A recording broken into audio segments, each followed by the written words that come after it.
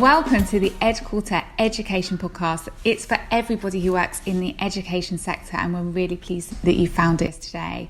We will be discussing lots of topical issues on this podcast and interviewing some of the industry's educational leaders on how they manage and grow their education businesses. So stay tuned if any of this is relevant to you. We've got lots of exciting podcasts coming and we can't wait to share them with you all. So go onto iTunes now, Google Play or Android, and hit subscribe and get a notification for new episodes, because we do not want you to miss out. And we thought, what better way to kick off our podcast sessions than to discuss a topic that's been highly discussed throughout 2019 and continues to be the forefront of news due to Brexit. We will be discussing the top 5 challenges we face in higher education today. They're big and they're important, so stay tuned and let's kick off. So what is so interesting about the UK universities is that we have some of the best universities in the world. People are travelling from all over the globe to study in England. And we are attracting students internationally and within the country. However, with the current climate and the economics, it is becoming a real challenge for us, and we do have some major challenges in higher education.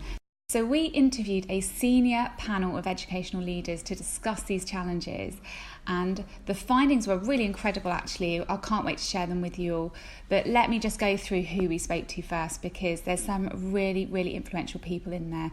We spoke to Emma Leech. Now she is the Director of Marketing and Advancement at Loughborough University, which is a very sought after university. It's extremely hard to get into and it's one that's very valued within the industry, so we're really pleased to speak to her. And we also spoke to Sophie. Now she is the founder of the EdTech podcast. Some of you may have seen her around before because we have worked with her for a very long time and we really value her opinion.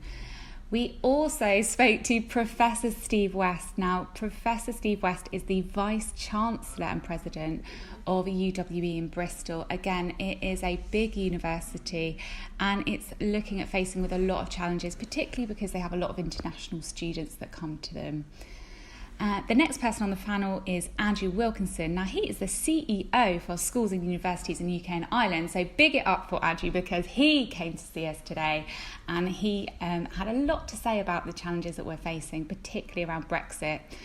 And then we had Michelle Stewart. Now, she is the Vice President of the European Association for International Education. So she really is representing how we stand on a global scale, because the challenges that we face to some extent are global, but a lot of it is to do with our economic climate as well. So it's really interesting to hear from her today. Number 1 is the challenges that we face around student recruitment, particularly in higher education. Now, actually, this does apply to all of the sectors, primary, secondary, independent schools, but obviously for today it is particularly the higher education, and there is a predicted decline in the students coming internationally in 2019-20 academic year because of what's going on in our economy and the way that our market is changing. So this was a really interesting one to discuss, and what we're seeing is that due to the prediction, all of the other countries in the globe, they are upping their game. They know that we are in a tight squeeze at the moment, so there's more and more competition from across the markets. So in the UK, we definitely do have to ramp up our marketing in the sector. And in practical terms, ultimately universities, they will continue to look at international markets and how to grow the postgraduate numbers. However, what we need to do in the UK is we need to focus on our core strengths, and we need to not be talking necessarily about the climate around us. So looking at focusing on the quality of the student experience, the quality of the education, the quality of where the students are staying, what's on offer in the city in question, and all of those factors need to be really focused on, and working really hard to maintain an authentic and personalised approach so that we can stand out. A good example here was discussed around when people go to a school and it's because it's the best school for a particular subject, versus actually saying, no, but if you come here, we will give you a personalised level of getting to know the country, getting to know the language, support when you're there. All of those extra things that you can give to a student and their well-being, which will actually help tick boxes and give them the confidence to take the leap, because we do have to remember that they are coming from abroad. The recent statistics from ORD, which is the Higher Education Estates Management Report, you can download it from our website. I will put a link to it at the bottom where I can. But it showed the UK student numbers to be marginally up year on year. And it said that basically the recruitment is becoming far more competitive because students expect a more tailored experience and of course are far more discerning about value for money and flexibility. You know, we are entering the me generation. We are no longer in the millennial generation. The me generation, for those of you that don't already know, is all about what's in it for me. The youngsters of today are growing up to say, I can stand for something, I'm worth something, and I'm not just going to do it because I think it's the right thing to do. I want to know what you will give me in return for being a customer of yours and coming to study at your institution. You know, this isn't something you have to do anymore. It's a choice. We can't just go to the traditional channels anymore. We need to go where the students are and where they're most active. And the people playing best in the game and the people that are recruiting the best and the most students are showing themselves in places where students are hanging out, such as Instagram. So if you haven't already looked at it, go and look at it. I think we should do a dedicated episode of the podcast just about Instagram and how to market to students on there because it's really in depth. But this is one of the challenges with student recruitment, and it's all to do really with the channels that we use to talk to potential students on. So we also do actually see an increase in student applications thanks partly to a commitment to practice-based study. So focus on developing enterprise skills and pathways and our track record for delivering a high quality experience and great outcomes for students using practical practice-based study. So we will continue to focus on delivering high quality provision that meets student and employer needs. With the growing competition for students and this whole concept of offering a great campus experience, you know, that is where people are winning, and if you aren't doing it already, you do need to have a strategy around the campus experience and what's in there for the student. As I said, it's the me generation. So universities across the UK that are doing well at this are working harder than ever to bring partners in to deliver student-focused services. So they understand that they can't do it all themselves in the house. You know, as a university, you need to focus hard on the operational side and the educational side. So giving those extra experiences are easier to employ and get a contractor in that already specialises in this and has a database of other young people that they can use and has experience on the right channels to reach students, so Instagram, etc. An example of this might be the food that you serve in the campuses. It might be any pop-up events for socialising. It could be in relation to music. It could be in relation to classes where people study just to learn to be better at being a student and getting more out of their course. All of these sort of support services, if you like, potentially should be contracted out, and it's something that we're seeing over and over again with all of the people that we're speaking to, and it's advice that really you should be taking on board because you can't be a master at everything, and it's good to recognise that.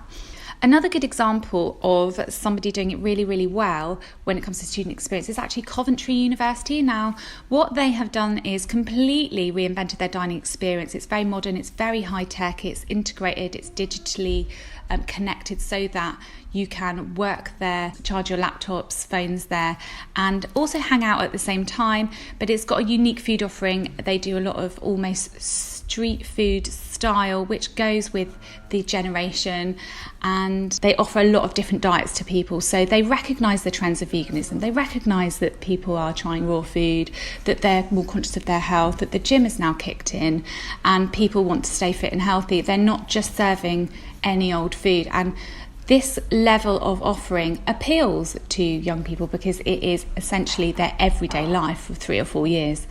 As part of this challenge then for student recruitment, we need to look at the trend for unconditional places. It is actually continuing, and we need to look at the impact of this on both universities and students during university and post-university as the students enter the job market. So there is definitely a turning tide for this. There's pushback from the government and from schools on this issue. So Loughborough University has a good example of a strong public stance on this issue. So they don't do it and they don't believe in it. and they feel that it's very unfair and damaging for students. So those with unconditional offers are actually more likely to miss their predicted grades, and that impacts on confidence and doesn't push them to be the best that they can be. The job market is also moving away from university degree certificates. So it's not the be all and end all now. Employers actually want a greater record of skill, set achievement and consistency. So in this sense, as the job market is looking beyond degree grades, universities actually up the chain need to look at A-level grades.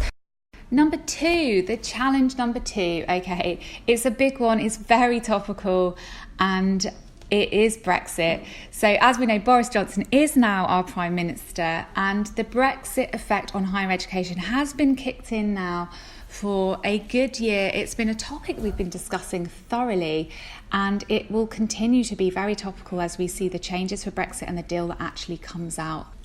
Essentially, we need to wait until the economy settles a little bit. People are holding out and they're not sure if they will travel and if they will study in the UK due to potentially higher living costs and a bigger investment in your education if you are coming from abroad. There are other countries with a stable economy where you can pay to study, you know how much it's going to cost, and you know the student experience that you're going to expect. So we are up against that. It is well publicised all over the globe, not just in the UK. So we need to be aware that this is something that international students are looking at every single day. One of the biggest issues here is around actually visas. So there's an ongoing dialogue with the government around immigration, and it doesn't really present to us very favourably. So if you are an international student, getting that visa is going to be a lot harder, which means that we need to be even more persuasive that our universities are the best to study in, and they're not just going to come for the certificate, they're going to come for the cultural experience, the advancing of their English skills, and the well-being aspects that we can also promote. The devaluation of the pound is one of the things having a big impact here for students. So if you're a student, you're outside the European Union, you need your money to go far for you, particularly because you're not actually earning money while you're a student.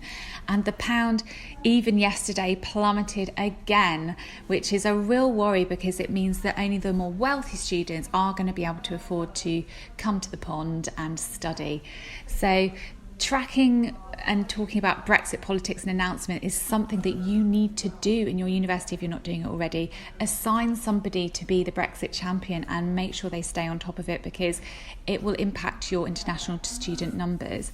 If the pound continues to drop and the economy still remains unstable, parents advising children of where to go are going to look at other countries.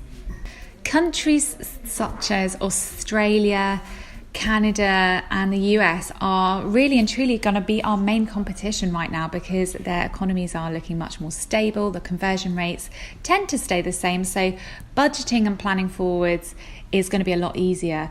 So when you are looking at potential competitors in the university market, these are the main countries which we are up against at the minute. Next, we discussed how these economic challenges and Brexit actually impacts the non-international students, so children that are already growing up living in the UK and they have UK residency. So the best university probably in the west of England for this is the UWE in Bristol. Now they take on thousands and thousands of students every year. It's a great city to compare to because it's actually got a very strong economy. It's an open and diverse city. It's got a lot to attract a student. It's got a really, really high level of well-being for people because there's a lot to do and there's a lot to do for free. So regardless of the economy, people will always be attracted to this university. It's really hard to get into because so many people want to go there and they can pick and choose their students. And ultimately, the leaders at this university have a strategy in place to focus on protecting themselves from Brexit. So they have a local partnership with the local councils and the NHS, and it's all about maintaining a safe environment and being best placed to respond to whatever situation emerges, so that whatever happens in the economy, the students are protected, looked after, etc. They also actually work very closely with businesses across the region, and they recognise that they need stability and certainty. If they can fill up their internal UK student spaces, and they know that they can maintain their level of operation and finance from that sector. It will enable them then to put more into their international recruitment as well. The biggest downside of Brexit for students essentially is that because the economy is weak and it's going down, our costs of operation go up, and therefore the studying costs go up. So whether you are a UK student or you're an international student, your cost of studying due to Brexit is likely to increase. So it's how we then cope with that as a business. So do we create a student package that is just so value packed and with a high perceived value that a student doesn't care? Or do we try and strip back on what we offer a student so that we can keep our overall costs cheaper, but then risk not attracting them because other people might offer more facilities? So you need to decide as an educational institution which strategy you're going to go to. You do need to have a strategy. You cannot sit still and just hope for the best, because Brexit is impacting study. So you need to come up with the one that suits you best. If you're not sure and you want to discuss this, I'm going to throw it out there. I want you to go to the private LinkedIn members group. It's called Higher Education, The Conversation. I want you to join and ask your questions in there, because we've got some phenomenally senior educational leaders in that group, and they will openly discuss any questions or concerns that you have. So if you are unsure at this stage, please do go there. It's a great community. And number 3 is all about the fee challenges in higher education. So we know ultimately that even if you are a cheaper university, your fees are a lot, and it does impact student well-being. As a youngster, you're particularly influenced by those around you. You know, you want to be seen to be doing well, and you want to look at where you're going to progress into the future. So going to university can often feel like you've already succeeded and that you've got a good stance in life.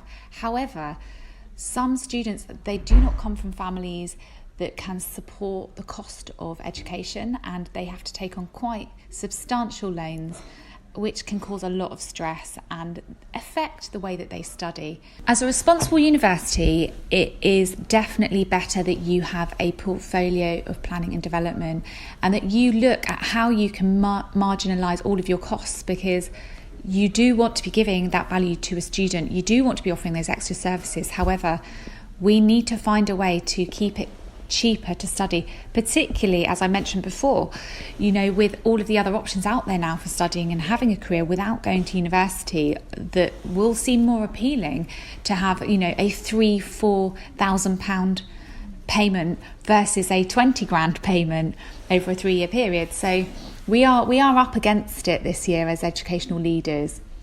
We're also seeing some of the services that we offer to students, such as the support of mental health services within the university, which is funded by the university. They are normally private or they're contracted in, but students are making more and more use of these services, which means more costs for us. But it also highlights to us that the problems that students are suffering with, because albeit confidential, we do anonymously know the types of topics that get raised in these sorts of forums. We don't want UK universities to freefall into the student debt experiences that have happened already in the USA. So I know that we have mentioned in our article online, which I will also link to below, it's all obviously about the challenges in higher education that we're facing, where we spoke to Brian McDonald. He's the Director of Residential Education in LA, and he did a podcast with Sophie all about the fee review. And he likened it a little bit to the ICO and GDPR situation. So universities, they're not entirely sure of all of the details yet with these fee reviews. And it may be that some of the costs of some courses go down. However, the likelihood is some will also go up. So it's interesting to see how universities protect these less vocational degrees whilst remaining within the realms of affordability, and especially as we see ever increasing production values on online learning courses, and even freelancers now starting to teach from their own experiences and doing it at the fraction of a cost. It may not be a recognised certificate, but the skill set is being taught, and we really need to look at how we respond to that as an institution. Andrew Wilkinson is one of the people that we consulted. He is the CEO for schools and universities in the UK. One of his studies has got a clear indication of loneliness. So 60% of UK students are avoiding going out and socialising to save money. And whilst we might look at this from the onset and we might say, do you know what, they're learning how to budget, they're learning how to manage money, this is a good thing.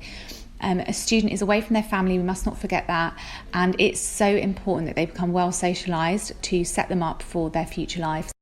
We are hindering them if they're in a situation where they can't actually enjoy their time at university. They might not also have happier memories, and we need to really think about how we are impacting a student based on the cost that we are charging them.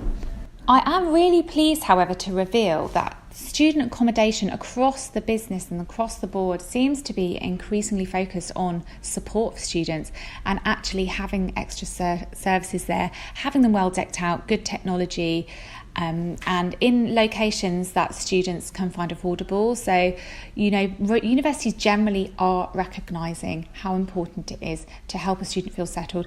If you're in one of those universities and you feel that you are not leading in this topic, please ask questions on Twitter. Go to @UB_UK and ask us who you can talk to and what topics you want to be discussed in the next episode, and we will address those also.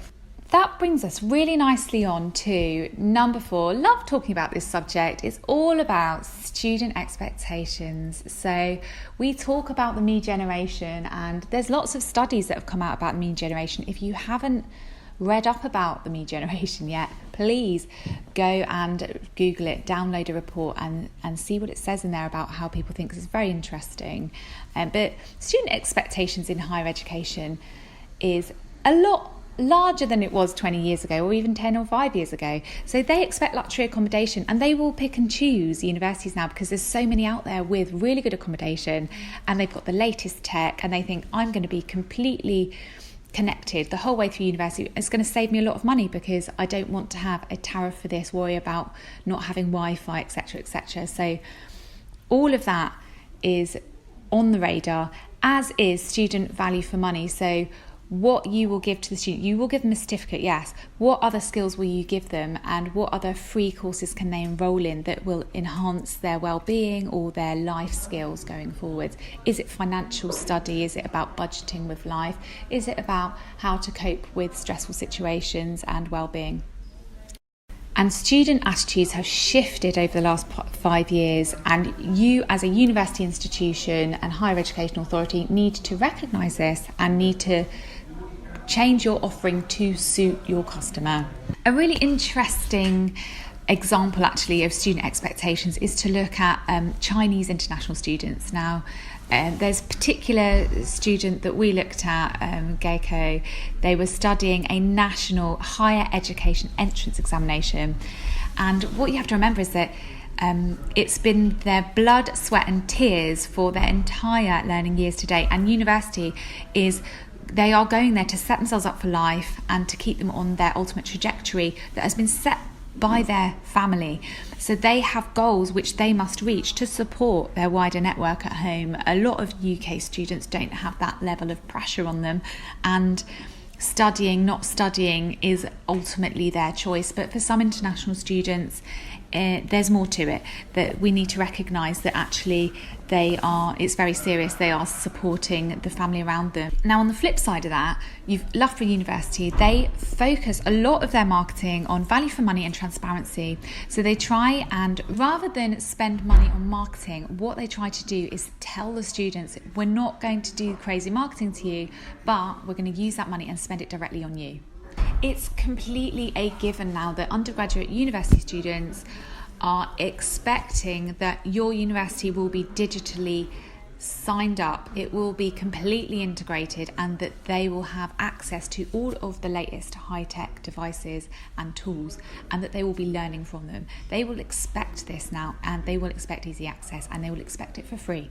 So if you are not yet technically set up in your university, this needs to be a priority for you actually, because if the fees change, if Brexit turns out to be more impactful than you thought it would be, you need to ensure that you've got other things that you can offer them. And with everybody online now, this is a real key pillar for you. So if you haven't yet already set yourselves up, or you don't know how, please go onto our private LinkedIn group, join. It's called Higher Education, The Conversation, and ask your questions. There are so many experts in there that have done this already.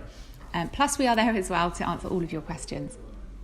And the last challenge in higher education is all about all of the alternatives on offer there today. We've touched on it already, and it is growing. So you've got platforms such as Teachable, you've got platforms such as Udemy, you've got experts all over the globe, and they are all selling knowledge. And not only that, it's cheap. People can learn an entire profession now away from a university, and it never used to be the case.